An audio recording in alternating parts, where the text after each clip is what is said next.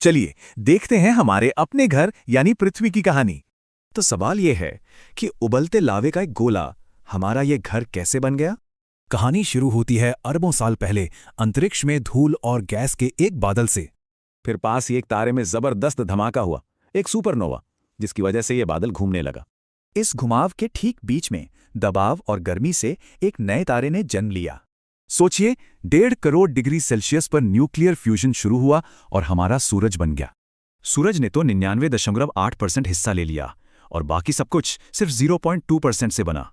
ग्रह बनने की इस प्रक्रिया को एक्रेशन कहते हैं, पर सवाल है ये होता कैसे है। पहले धूल के कण चिपके, फिर पत्थर बने, फिर और बड़े पिंड, और ऐसे ही ग्रहों की नींव पड़ी। लाखों साल तक चली इन टक्करों से इतनी गर्मी पैदा हुई कि शुरुआती पृथ्वी लावा का समंदर थी। पृथ्वी के इस शुरुआती भयानक दौर को हेडियन ईयॉन कहते हैं, जिसका नाम नर्क के देवता से मिला है।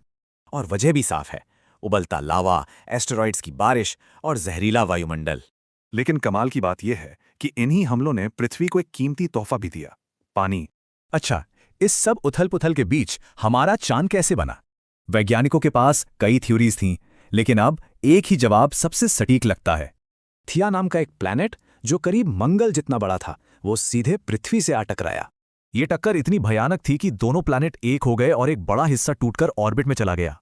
इसी मलबे से हमारा चांद बना, जिसकी वजह से पृथ्वी पर मौसम बदलते हैं और समुद्र में ज्वार आते हैं। टक्कर के बाद पृथ्वी एक बार फिर पिघल गई। अब भारी चीजें केंद्र की तरफ जाने लगीं। सबसे भारी लोहा और निकल कोर में जमा हो गए और हल्की चट्टानें ऊपर आकर क्रस्ट बन गई।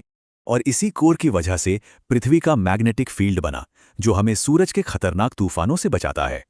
ज्वालामुखी से निकली गैसों से वायुमंडल बना और फिर लाखों साल की बारिश से महासागर। सोचने वाली बात यह है कि यह सब कुछ एक सही क्रम में हुआ, जो कि बहुत ही मुश्किल था। तो ये सब हमें सोचने पर मजबूर करता है कि इस ब्रह्मांड में हमारी पृथ्वी जैसी जगह कितनी खास